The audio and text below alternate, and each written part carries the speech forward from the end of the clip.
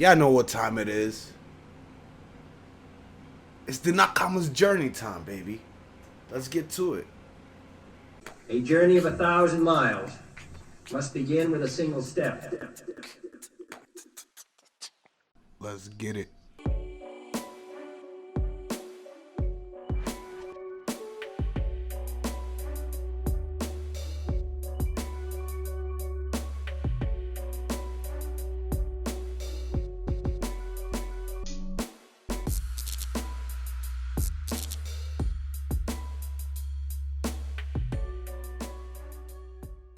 What is going on, gang? It's your boy, DBGTX-YT or DB. If you know me on Twitch, y'all already know that it is that time to set sail again to the Grand Line with my friend and great content creator, Totally Not Mark, as he continues his journey through the One Piece and continues to give his insight as a reviewer himself as to what he gets from his experience. 100% blind experience. So always giving the shout out to Totally Not Mark for allowing me to use this video, his content. Make sure you go ahead and check his video and his channel out below in the link in the comment section. But we're not going to go ahead, and what we're going to do now, without talking too much, is hop into this review. I'm very excited. These are the fan favorite arcs for a lot of the One Piece fans, so I've been looking forward to getting into these parts based off the fact that each one of them holds a candle to each other, in the sense of a lot of people like to compare arc versus arc versus arc versus arc. And coming into this particular video, Mark knew that these were the arcs that a lot of people talk about in regards to the One Piece, and he's done them justice in every single one of them. The G8, the Water Town, Water 7, so on and so forth. He's done very good with that. But of course, we are going to have people who don't like his, his exposés, who don't like his reviews or anything like that. And all I can say about it is that, you can't please everybody, because what he may like as a writer, as a viewer, as a part of the audience to this great story may not be the same thing that you're looking at. But at the end of the day, I haven't seen him, totally dismiss an entire arc and say this was horrible writing on Oda's part or something like that, or this just didn't work out. Everybody is going to have their critics. Everybody's going to have their things that stand out to them, including me. There are things that stand out in every single one of these arcs. And at the end of the day, what we must do is, as a community, as a One Piece community, as a anime community, is, respect the viewer, respect the reviewer, respect the reaction, me for example, and just have fun. Have fun. We're all part of the One Piece fandom at this point, and that's the bottom line. So, Mark, take it away, buddy. So I have to write this script on my birthday, right? But you know what? I don't care. I had to write this script on my birthday. It might very well be the best art One Piece has. Okay, I say that all the time. I see them. Don't think I don't see them. But let's repeat the times I said that about something. Hey, look. About the Barty arc. Which, come on, I think we can all agree it's better than what came before it. After that, we had Master, which was Skypiea was nuts. Water 7 set a new standard, and now I'm in Enies Lobby. It's not my fault it keeps building like a snowball of good. You are right, sir. You are right, sir. You are right, sir. You are totally right. It is not your fault. It is not your fault. I didn't mean to attack you that way. I didn't mean to attack you that way on my last reaction, my brother. It's not your fault. It does this. It does this. It does this. It does this. So let me continue on. Yeah, it really does do that. One Piece does that to you. Every single arc is supposed to feel like it's better than the last one for different reasons on top of that.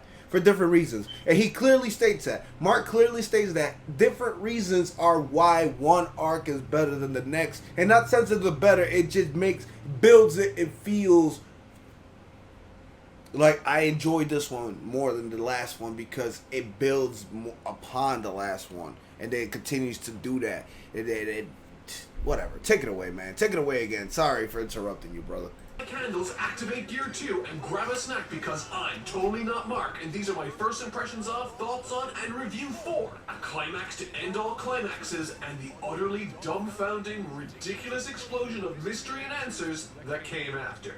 Here we go. Here we go. Here we go. The Enies Lobby arc, baby. This arc was so incredibly fun and stressful, but mostly fun. Overstatement to say that I was anticipating almost every single page turn. Couple that with the fact that I was left in an emotional heap at its climax. Effectively, this, as I said in the intro, very much is the climax to what was effectively a whole buttload of build-up, taking cues from the last 3 sagas. And after that, we get the roller coaster of words that is the affectionately and accurately titled Post Enies Lobby. And it broke my brain in all sorts of ways, so yeah.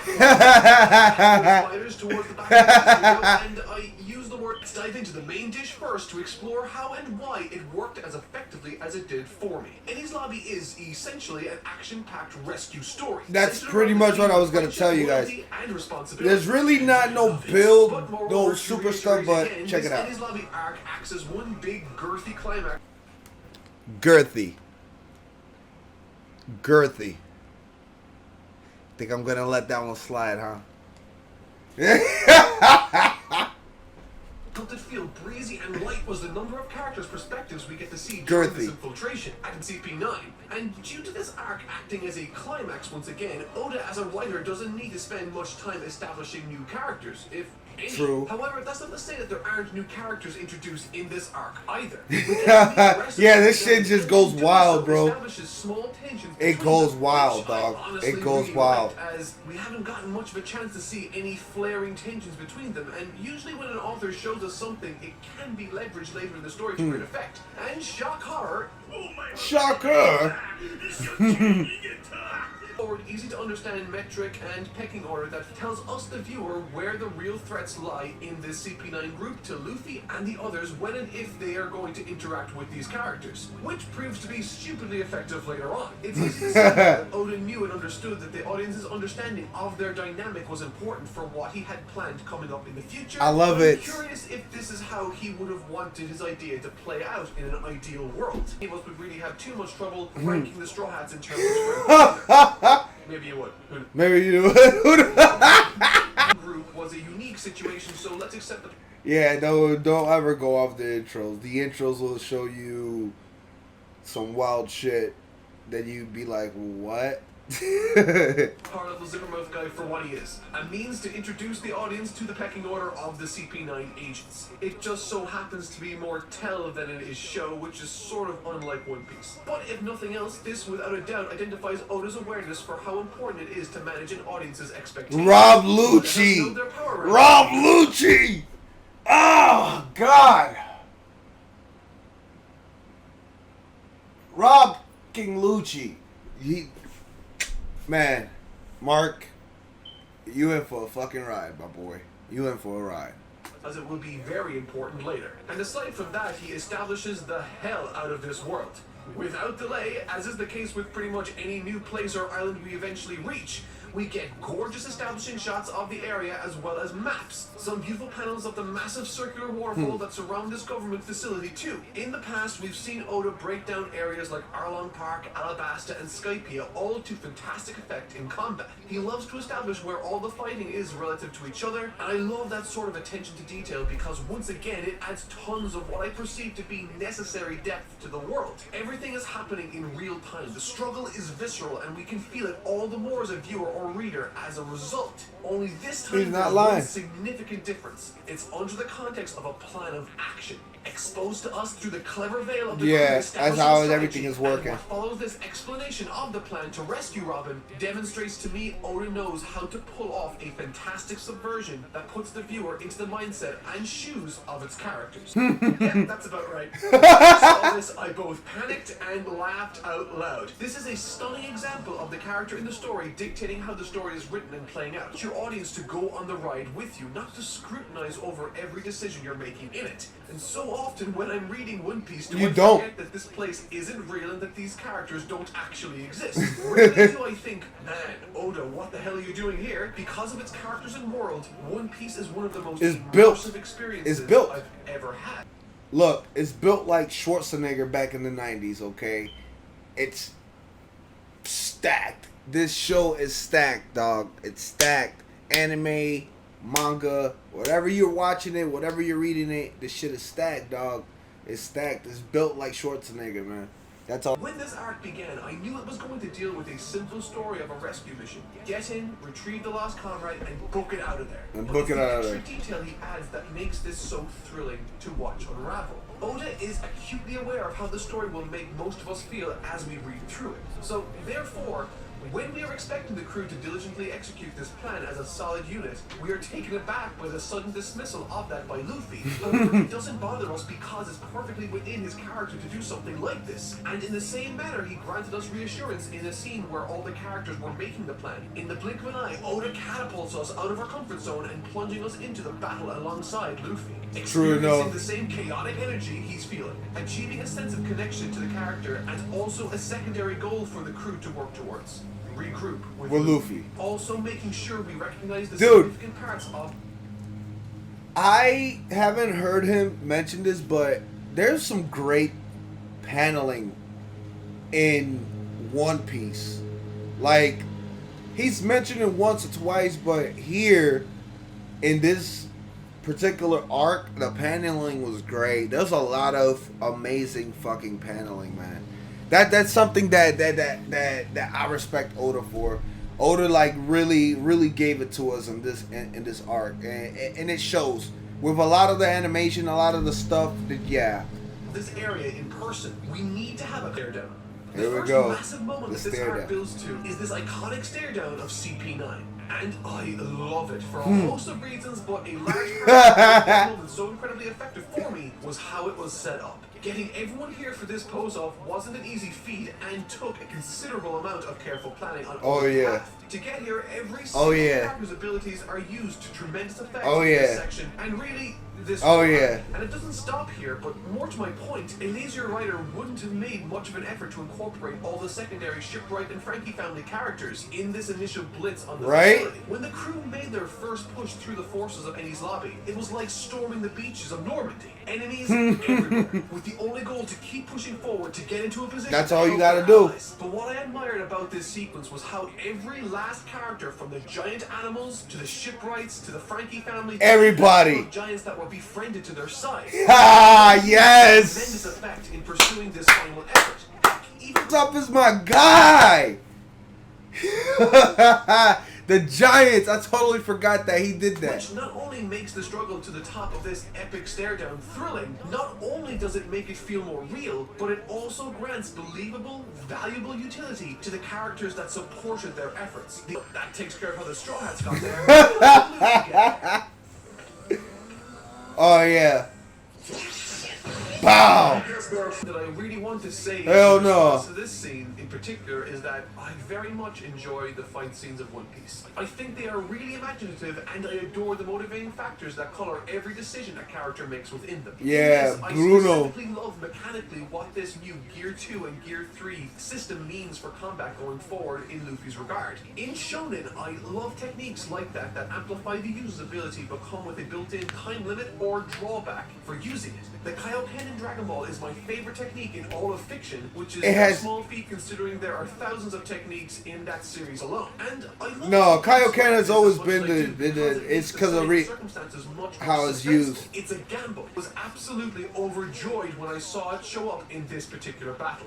However, while I can appreciate that this isn't important to a lot of people, one aspect I have continuously praised this show for has been its consistency in foreshadowing every major event or beat that happens in the story. Here too, Luffy said he learned it off screen, and I guess that's fine? Or at least that's what I thought before I reread that scene. When I did, something stood out to me that added so much color to the occasion. It was this quote from Luffy right before he began fighting with Gear 2. He says, "When I lost to Aokiji, I thought, if I was going to meet others just as strong out at sea, I had to grow stronger to protect my friends. Even if I'm not that strong, I have friends I want to be with. I've got to be stronger than everyone or I'll lose them. I came up with a way to fight at top strength so I won't have to lose anyone. So no one has to go away." It had come out of nowhere in terms of plot, however, it comes from a very believable and emotionally rich place in the character of Luffy. On a thematic level, it's perfect. The existence or presence of these gear techniques are a reflection of Luffy's internal struggles as a captain. The move exists because he's scared. They are physical manifestations of his greatest fears. He achieves this so that no one has to go away, which begs me to ask, what happened to him as a child?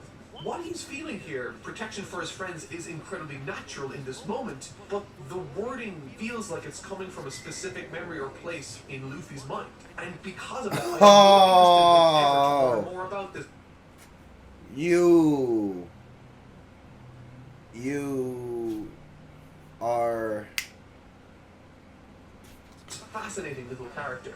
And once Luffy you beat the hell out of him, that's it. culminating on a phenomenal panel presenting the entire crew standing defiantly against the world's government. They're here for their friend, and they we want want her her back. back. Shoot the goddamn flag down, boy. Kurega sekai de. Robin's flashback. Yeah, this is Essentially, this the shit flashback right deals here. with the trauma, misery, isolation is until she gets to the Yeah, stars this of the is- island that this are is looking different, into the bro. missing 100 years of history.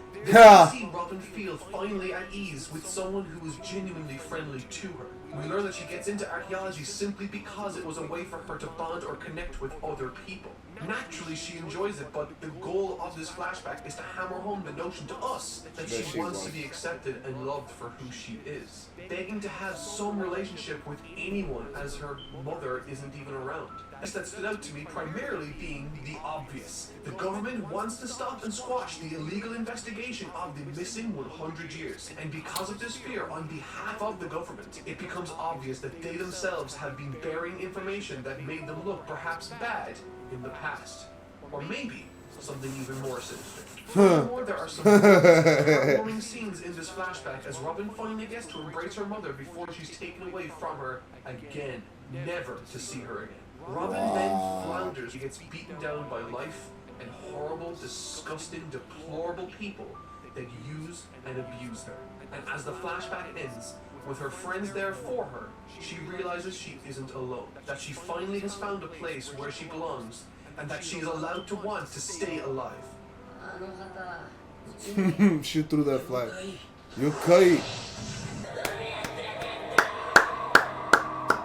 What a phenomenal sequence, and if I didn't already want her to be rescued, now I do with a burning, intense passion. Frankie ass. Come on. Come on. Yeah. To rescue her, but now the gang are given a secondary goal and reason to split up into a bunch of different groups. The crew partake in intense combat against the rest of the CP9 agents to find the corresponding keys that match the cuffs that are in their possessions. It's a super simple concept yeah. carried out in the story masterfully and to great effect. It's just pretty much. You expect that as they split up, the characters would end up stumbling into, by chance, opponents that best complement their power set. But in actuality, they encounter folks that both do and don't, making it feel all the more authentic leading to the natural progression of the various Straw Hats swapping and exchanging opponents in the middle of battle, or finding themselves in serious trouble. What last was Chopper. Added complexity to his already established Rumble Ball mechanic, allowing him to stockpile 2 and 3, serving up more and more severe consequences, is an extraordinarily compelling touch. Similar to the gear system Luffy now has, Chopper has the ability now to take seriously dangerous chances, and in this case, manifested in one of the most awesome transformations I've ever seen.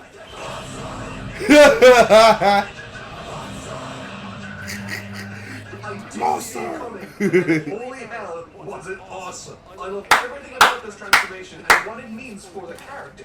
It's haunting, it's intimidating. He said I didn't see it coming, and holy hell. It was awesome. Oh yeah, no.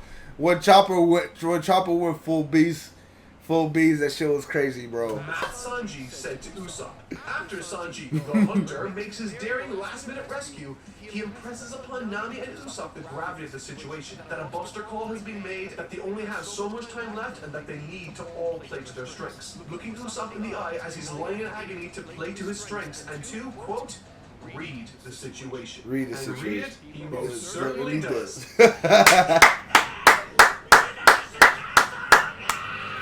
This final section is thrilling, fun, and intense, and includes a fantastic fight between Luffy and Lucci. It's everything a great fight needs to be. Rob It also Lucci. happens in tandem with the most compelling and anxiety-ridden moment I might have experienced in my entire life. So there are seconds left, right? The entire island is being destroyed the same way Robin's home was. The director of CP9 is dragging her to the gates for delivery to the world's government, which on its own just has tons of symbolism, but we're not even close to done. Everyone is hurting or out of position. As I mentioned earlier, Luffy already has his hands full with Lucci at this very second, and Frankie, who was running to save Robin, gets halted in his tracks by a trip mine. Nothing is going the team's way. By a because trip Robin mine. is going to be captured, and that the day is lost when Usopp! Soldier King saves the damn day. Yes! Out of my chair and ran around the Fucking house. right! It took me by surprise. Fucking Usopp's right! arc has been used better than perhaps any other. Fucking right! That seems Fucking right! Say it again! Say it a fucking again! We repeat this shit! Please, please, please, please, go ahead, go ahead. What happened? Who? Who? Who? Who? Who? Who? Who? Who? Who? Soldier King. Let's go! I leapt out of my chair and ran around the house. Totally took me by surprise. Usopp Yeah! has been used better than perhaps any other character. Let's fucking go. This arc have been used to genius effect. He's the most flawed and human out of all of the Straw Hats. Yes. He's the absolute best underdog that always pulls through in the end. And even after the climactic battle that was Luffy going through Gear 2 a number of times and even pulling out Gear 3, destroying the building itself, after he just barely manages to scrape a win against Lucci, Luffy seems to be on death's door. He can't move. And who shouts down to him but Usopp?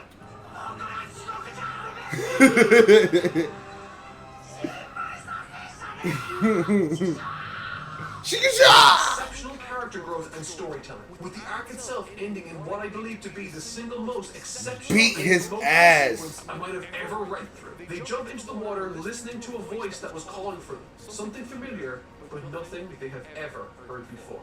With the ship to be profound and intense, character-rich and purposeful. But there was something hanging in the air for me that I wasn't sure about, and so I decided to chat with some of my friends who knew One Piece better than I did. I specifically didn't discuss the Spirit of the Mary in much detail in my last video, as I wanted to wait and see how the entire sequence regarding the ship and its existence within the greater story played out. And on a plot level, I had a small issue with how this scene at Frankie's place manifested. When it was revealed to us that there was some mysterious repairman fixing the ship on Skypia, that begged the question to me, Who was it?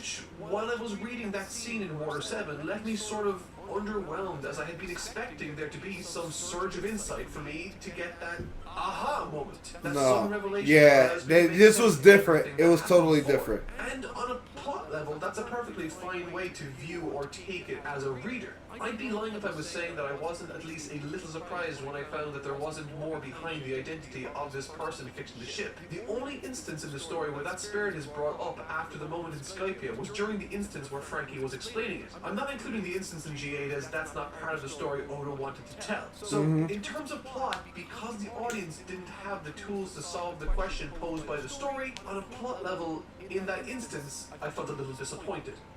However, as the story continued and the end hit its mark, something else came to my attention. Something that hit on a much more emotional, thematic, and profound. They never showed a panel for no It reason. wasn't really designed to leave the East Blue. It is, in a sense, just like Usopp. trying its best but failing to Trying to keep up. And because of its reality, the crew now has no choice but to upgrade to a new ship in order to adapt to the upcoming challenges of the Grand Line and beyond. However, and to Usopp's point in the Water 7 arc, it's still a member of the crew. And this whole saga, from the gambling and the Davy back fight, to the Aokiji altercation, to the fight between Luffy and Usopp, and even the confrontation in Enies Lobby, it's all been about keeping the crew together. This is of course in keeping with his other larger, more prevalent leadership growth moments, but it also confirms Usopp's biggest fear, that Luffy will abandon crewmates that are no longer useful to him. Since they got the ship with Usopp, since it's a gift from Kaya, and since he's the one who repairs it, Usopp's identity is intertwined intrinsically with the ship. He's insecure that Luffy will ditch him when he loses all purpose, just like Merry did. Because unlike the rest of the crew, he's just a normal guy. His dreams are less ambitious, and he's struggling to keep up. However, with that said, Usopp pulls through as Sogeking, proving crucial at the Enies Lobby encounter without having to fight or take down an agent. At the end of the day, he pulls through, so it's fitting that the symbolic equivalent of Usopp also pulled through in the end. One last hurrah of being useful despite all the odds, despite common sense, despite having no setup. It is the Straw Hats Home's last hurrah, and its loss served to punctuate that the Grand Line is dangerous and that Luffy and co. have to step up their game in order to avoid losing another member of their crew. The thematic significance of the Merry in this instance is obvious. It literally took every one of these characters away from a trapped mundane life as an outcast to one full of adventure, ambition, and friendship. It changed their entire lives, so on an emotional level, it makes sense to personify it and give it impossible odds to overcome. Like Rocky, it's an underdog. Its success isn't on the cards, and yet it pulls through. The fact that it's unexpected is the point of why it hits so emotionally in the first place. It's why it carries with it so much meaning in the end. Be honest, Mark. I know you'll look at this video and you'll probably watch it. Did you cry too? Did it make you weep like a baby? Cause it's like, yeah, this was different, man. I couldn't understand. Well, I just couldn't understand it. But you hit it, man. You hit it. That's the best way to explain it. And it's why its final words hit so powerfully and emotionally for me at the very end. Absolutely destroying me emotionally. Here we go. It's going to be impossible to cover everything. We learn a whole lot more about Luffy's past, in that it looks as though he may have been raised by his grandfather, who happens to be a vice admiral in the which on its own is crazy, but it also comes flanked by Kobe, the very first friend Luffy made after leaving his village at the beginning of the story, and Helmeppo from way back when he met Zoro at the very beginning also. You know what else is crazy? This is Luffy's dad, Monkey D. Dragon. Oh, yeah. In addition to his grandpa, this is another person that has the will of D. And on top of that, it also lends a reason as to why he helped them back in Lobetown. I'm extremely interested to see how this character of Monkey D. Dragon plays into the rest of the story as it follows. Together with the rest of the shipwrights and Frankie family, they build a stunning ship called the Thousand Sunny. And it looks awesome. Naturally, as I expected, he also comes along as the crew's shipwright, and I'm delighted about that. I found him to be an exceptionally engaging and fun character, and the means with which the crew have to coax him into staying is both fitting for his character and hilarious, forcing him to run around town without his Speedos on. The last hour, Zoro highlights to all of us why he's a perfect number 2 to Luffy. His emotional maturity far exceeds most of the crew, and thus points out that Usopp is welcome to rejoin the crew, but he needs to flat out apologize without reservation. And he goes on to say that if Usopp tries to make up excuses, they'll just have to leave without him. This, I think, is fair, but also tense for us as readers, because we just read through a sequence with Usopp running through various lines in his head, trying to slip back into the crew without having to apologize. Again, I feel like a broken record here, but the writing and motivation each of these scenes with Zoro and Usopp feels so appropriate and real. There's no fake tension or drama. Everything just feels natural. And the way that this scene plays out is almost extremely sad here. Usopp begins naturally cycling through lines as they sail away, but no response from Luffy or Zoro, as they say they can't hear him. But as soon as Usopp says sorry and accepts accountability for what he had said and done before, Luffy's arm stretches back, leading to the two embracing and dancing together once again. which fills me with all sorts of joy. And that's not all. This freaking mini arc just keeps on throwing more and more at you. It seems everyone in the crew gets a new bounty. Even Chopper, who gets 50 berries. But with this scenes wherein the people the crew have left behind in their respective villages and towns look at these bounties, remembering fondly the they're happy as shit. Follow their dreams. I'm not sure if this is a section people get emotional during, but I definitely did. It just serves to highlight how far all of these friends have come together. But wait, True enough. hold on a second. This, I feel, despite it being might be, I suspect, indicative of something. Something significant regarding Sanji that I might not be aware of yet. I feel like acting foreshadowing in some way. Can Sanji not be photographed? This is drawn specific attention to in the story, and so I wonder if it actually has utility later. Hopefully we learn more. No. I think it would be kind of cool if he had a power. Maybe it's why he seems to be great at sneaking around. But possibly, the most interesting part of this entire video subject matter for me came in the closing chapters, involving two scenes. And I'm sure you know the scenes that I'm talking about. One concerning the discussion between Shanks and Whitebeard, and another concerning the characters of Blackbeard and Ace. Where do I begin? During this scene, a bunch of things it's here. Wow, he's big. Wow, he's sick. Wow, He's sick. And wow, Shanks has a weird power that zaps the energy out of everyone he walks past. What's going on there? I want to know more. I want to finish this video so that I can keep reading more. Shanks, it seems, has traveled all the way to meet with Whitebeard simply because he wishes for Ace to stop his pursuit of Blackbeard, which Whitebeard flat out refuses to. Which seems like a strange thing for Shanks to request of Whitebeard until we learn some more interesting information in the next scene.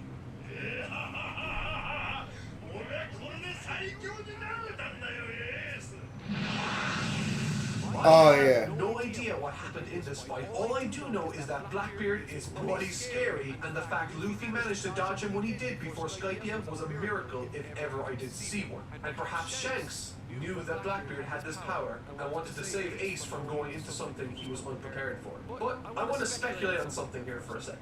This list of names: Portgas D. Ace, Monkey D. Luffy, Monkey D. Dragon, Marshall D. Teach, Gold D. Roger, Jaguar D. Soul, and Monkey D. Garp. Some of these folks are family, but others aren't, which means it's not a family name. They each possess different abilities, so it's got nothing to do with the powers they share, and they are all at vastly different strength levels. They are also all originally from different places as far as I'm aware, but I wonder if it has anything to do with a crew that might have existed at one point in time. That they are all maybe the descendants of a particular pirate crew. That the Willow D is either a symbol for a particular crew that once existed, that some of these folks were once part of, or their family was a part of in the distant past. Or perhaps these are cursed people and D is a cursed letter. I don't know.